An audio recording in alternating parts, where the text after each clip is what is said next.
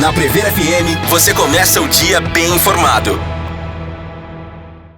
7h36 e hoje é segunda-feira, hoje é dia do quadro Mexa-se com Saúde. Ele já está aqui no estúdio, o Dr. Rodrigo Gibim, que vai falar a respeito de um assunto sempre muito importante e hoje mais do que nunca. Dr. Rodrigo, satisfação em tê-lo aqui, viu? Satisfação é minha. Novamente, vamos discutir algo altamente relevante, crescente, uma demanda crescente que a gente tem presenciado aí nas academias, mas que precisa ser, sim, responsável, e esse é o motivo de a gente trazer esse tema para discussão. Eu fico imaginando, a gente vai falar sobre crianças em academia, né? Fico imaginando a família toda, ratos de academia, o pai, a mãe, de repente o filho, tem 9, 10 anos, vai para academia também.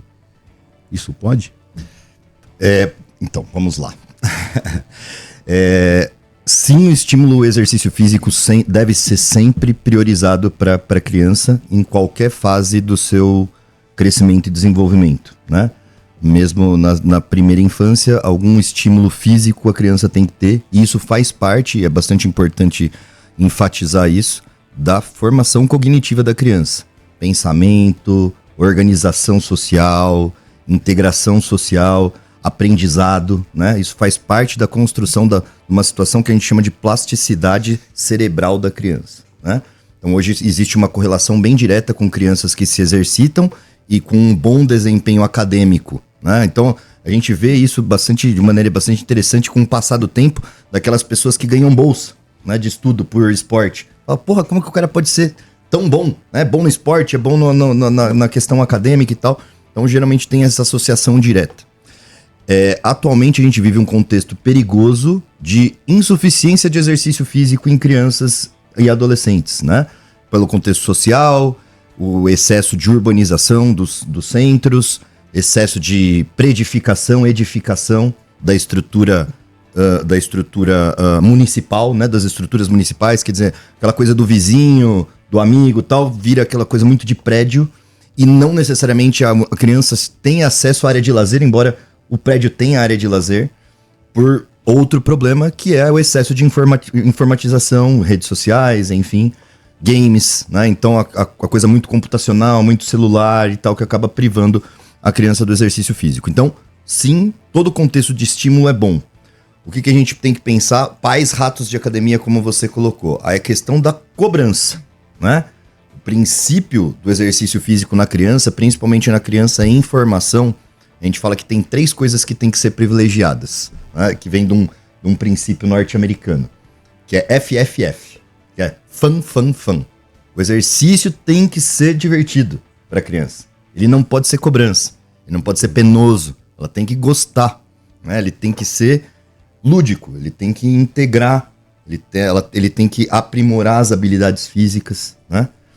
Então, essa aqui é a ideia de montagem, né, de um plano estruturado de vínculo da criança com o exercício físico, dela entender a importância do exercício físico na vida dela, mas que não seja algo em cobrança, algo só de competição, algo só, né, de obrigação em fazer. Ela tem que ter essa ideia de se divertir tendo aquele momento de integração com a atividade corporal. Se a gente for analisar baseado nessa abertura do Dr. Rodrigo aí, a gente pegar grandes atletas ao mundo, né, que hoje sofrem de depressão, ansiedade. Simone Biles, por exemplo, teve tudo isso, né? A gente não sabe se foi a excesso de cobrança e tudo mais. E eu, como tenho mais idade aqui, eu me lembro que o Brasil, a questão de 15, então, talvez um pouco mais, começou a trazer treinadores do leste europeu, principalmente, sim, né, para esportes olímpicos. Sim. Então aquele rigor, aquela disciplina, aquela cobrança começou a chegar no esporte brasileiro. Os resultados apareceram, sim, mas e aí? O emocional, como é que fica? Perfeito. O difícil é antigamente você tinha em qualquer colégio público, você tinha 2 vezes, 3 vezes por semana as aulas de educação física. Você pegava uma bola de basquete, uma bola de vôlei, uma bola de futsal, enfim, tinha as ginásticas normais, que eram chamadas de ginásticas na época e tudo mais, e sem a cobrança. E você fazia por diversão. Eu gosto mais, hoje é sexta-feira, dia de basquete, eu gosto do vôlei, né? E essa cobrança agora, será nociva se de fato existir no nosso dia a dia, né, doutor? Perfeito. Eu tô até puxando alguns dados aqui para não falar bobagem a respeito dessa demanda psíquica ali, que não é de cobrança, quando existe essa coisa muito competitiva, cobrança dos pais, cobrança do treinador, e até uma situação específica dentro do contexto mais regular da prática de exercício físico na criança, que a gente chama de especialização precoce, que é aquela ideia de ser uma modalidade única, né? Então a criança tem uma potencialidade para uma modalidade, se negligencia todo o resto e explora toda aquela capacidade da criança. Eu tenho alguns dados bastante interessantes aqui que eu vou fazer uma colinha aqui para não falar besteira. Mas primeira coisa aqui, ó, esse é uma coisa muito importante, ó. O objetivo, além da diversão do exercício físico na criança e adolescente, é sempre criar hábito e interesse pelo exercício físico. Então, o que já está bem sabido cientificamente, né?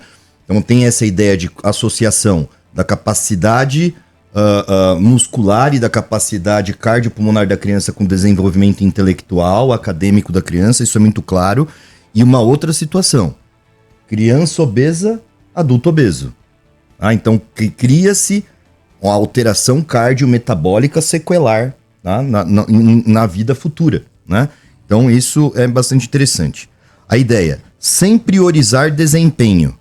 Por quê? Priorizar desempenho, que é no caso, por exemplo, a especialização que é precoce, esse tipo de cobrança, gera restrições à prática do exercício físico no futuro. E aí a gente vai ver que isso é bastante real e todo mundo conheceu alguém com esse tipo de história, né? Quando eu der esses dados. Valorizar a educação física escolar. Como você falou, pontuadíssimo, por isso que eu quis achar isso aqui.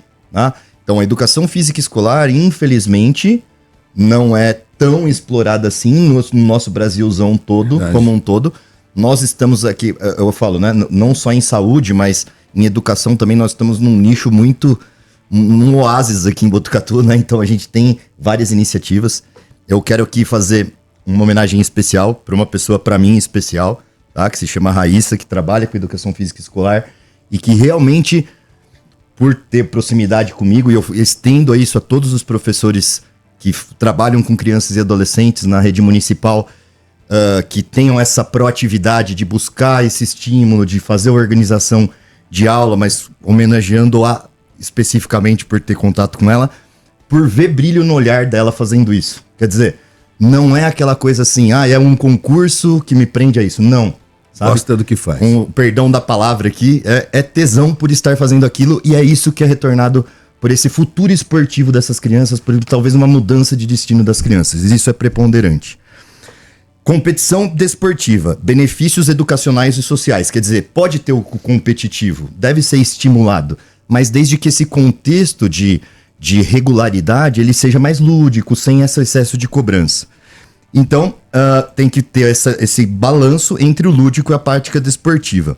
Em relação aos dados da especialização precoce, ela tem uma vantagem específica que, teoricamente, o pico de performance dessa criança seria entre 15 e 16 anos. Para o contexto brasileiro, isso é pouco aplicável. Mas, por exemplo, para a realidade norte-americana, se o cara está no pico nos 16 anos, a gente tem que pensar que ele entra no pré-universitário com 17.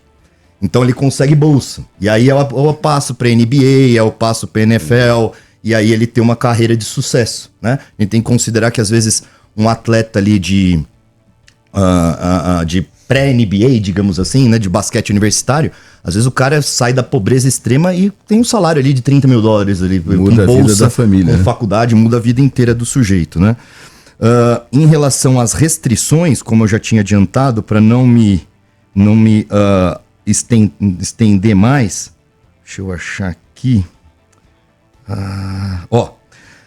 Criança no esporte, 71% com essa especialização precoce, com excesso de cobrança, descontinua aos 13 anos de idade.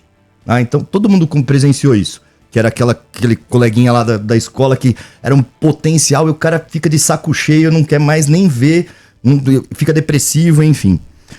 Apenas 1% consegue bolsa na universidade, dados norte-americanos. Imagina a realidade Brasil, tá? Porque vincula bolsa ao esporte. 3 a 11% chega a nível universitário, então, na realidade norte-americana também. 3 a 5% dos atletas menos que 18 anos conseguem nível profissional. Quer dizer, é um mínimo de pessoas. Se a gente pensar também em realidade Brasil, é pensar nessa proporção de pessoas que vinculam seu futuro social, seu futuro financeiro ao futebol e não conseguem, né? Então, a gente também teve um núcleo de atletas aqui do futsal, todo mundo, como que eu falo, meio que romantizava aquela expectativa de ir jogar na Europa, chegava na Europa, era uma desgraça. Morou na Itália, comeu o pão que o diabo amassou, né? Não recebeu a contento o que se esperava. É uma outra realidade, né? Então não é só esse alcançar o alto rendimento. O alto rendimento não necessariamente te retorna financeiramente, né? Ele pode ser penoso.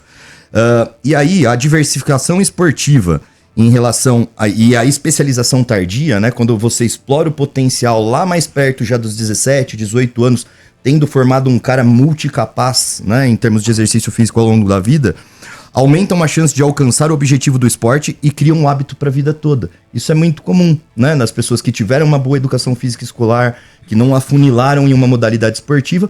O cara é dinâmico. Ele não consegue ficar sem o exercício, mas, por exemplo, ele tem um problema do nosso tema anterior, sei lá, no joelho.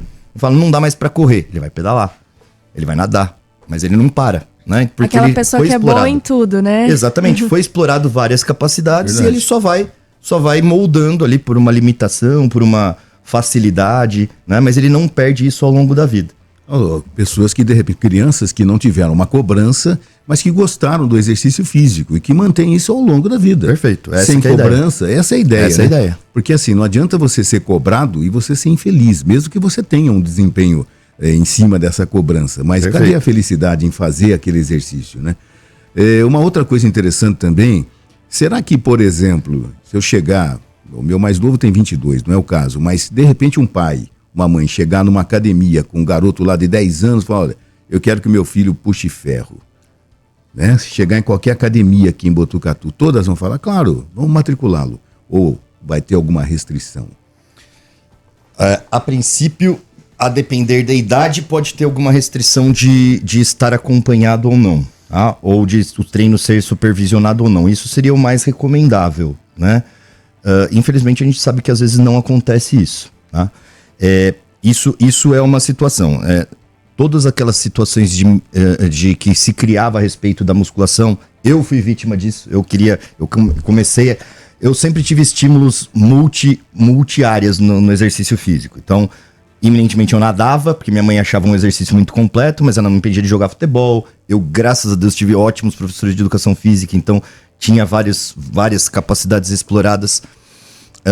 Inclusive meu professor, ele jogava no Santo André, né? Então ele foi jogador de futebol profissional, então era uma outra visão em relação à prática esportiva. E aí a gente vê que é muito escalonado, né? Porque, por exemplo, o puxar ferro, ele tem um momento de acontecer, né?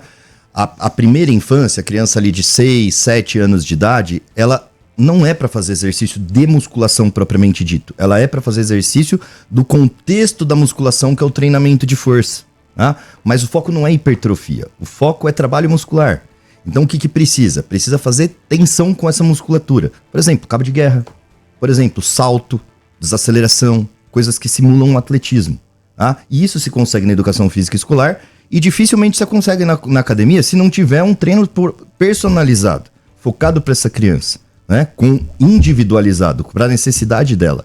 Não dá para contar com o professor de sala, que tem lá 300 pessoas, dependendo do horário na academia, vai ficar lá supervisionando a criança de 5, 6, 10 anos que seja. Quer dizer, então ela pode ser dentro da academia. A questão não é ser no ambiente da academia, mas precisa ter essa característica mais funcional, mais corda naval, por exemplo, mais salto, mais desaceleração.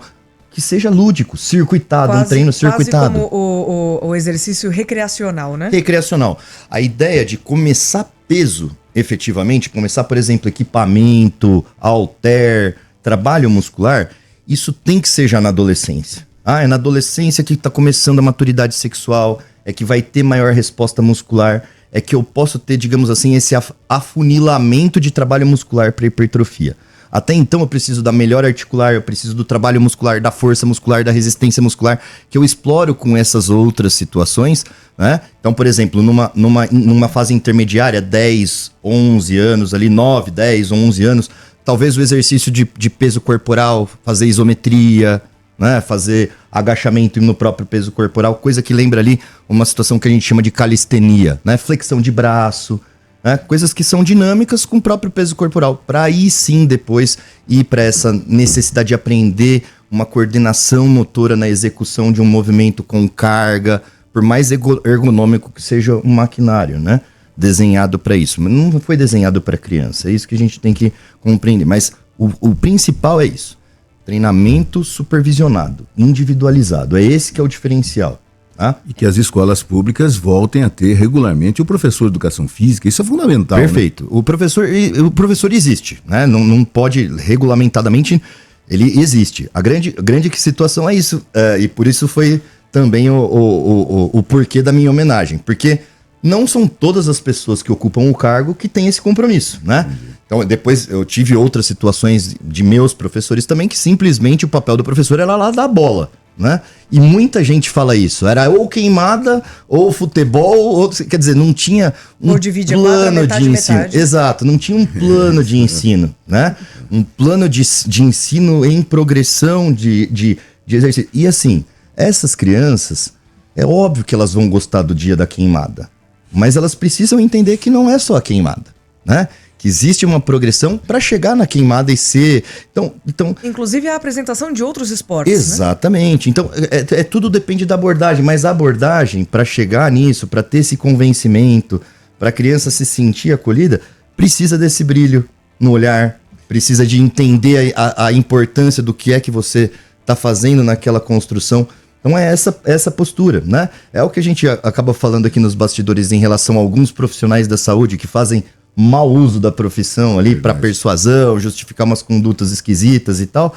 É a mesma situação, quer dizer, eu posso, por estar num concurso, ser, digamos assim, um pouco mais acomodado e não entender o meu compromisso social com aquilo que eu estou fazendo, e eu posso me dedicar ali por completo e mudar a vida daquelas pessoas.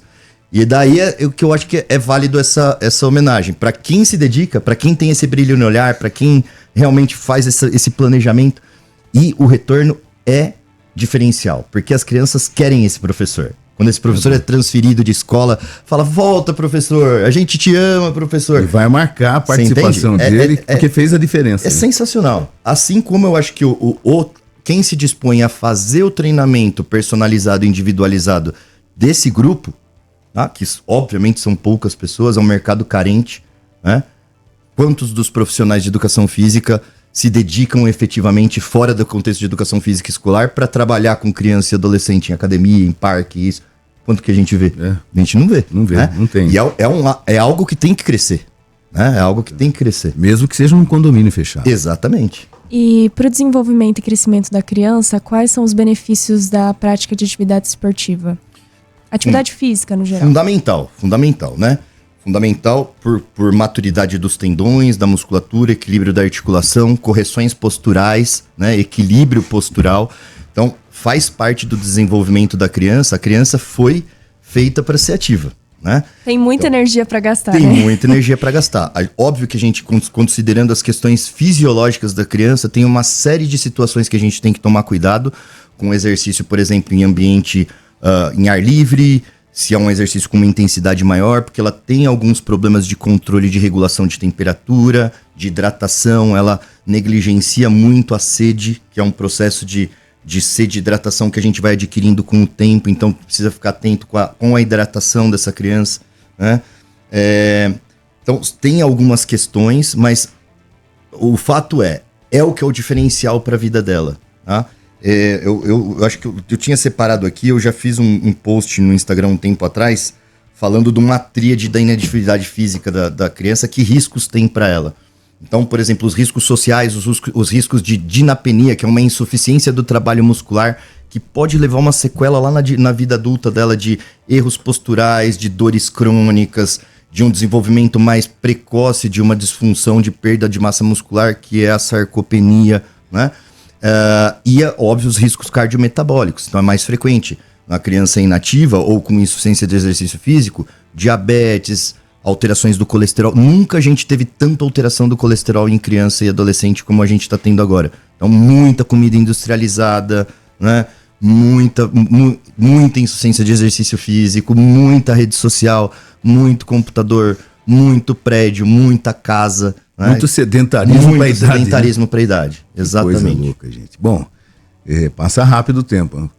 Inclusive, eu gostaria de sugerir para os ouvintes do Primeiro Jornal, se você tem alguma dúvida, alguma sugestão, inclusive, para o Mexa-se com Saúde, pode mandar aqui para o 3440-1009, no nosso WhatsApp, que a gente vai... Ou até mesmo nas nossas lives, né? No Facebook, no YouTube, tá aqui participando, pode mandar também. Que é fundamental que a gente possa falar sobre esses temas. Nós temos aqui o cirurgião vascular, o médico do esporte, Dr. Rodrigo Gibim, toda semana.